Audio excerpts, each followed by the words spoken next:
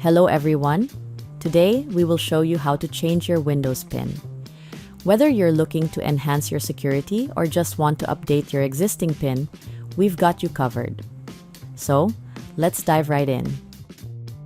To change your Windows PIN, follow these simple steps. First, make sure you're logged into your Windows account. Now, let's get started. Step 1. Open your settings. You can do this by clicking on the Start menu, then selecting Settings. It looks like a gear icon. Once you're in Settings, navigate to Accounts. Here, you'll find various options related to your account settings, including the one we're interested in, changing the PIN. Click on Sign In Options. This is where you can manage your various sign-in methods, including passwords and, of course, your PIN. Now locate the PIN section and click on Change PIN. This will initiate the process of changing your current PIN. Windows will ask you to verify your identity.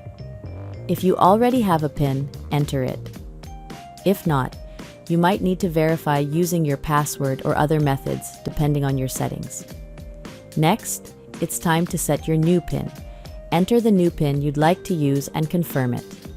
Make sure it's something secure and easy for you to remember. Once you've entered and confirmed your new PIN, click on OK or Finish to confirm the changes. And there you have it.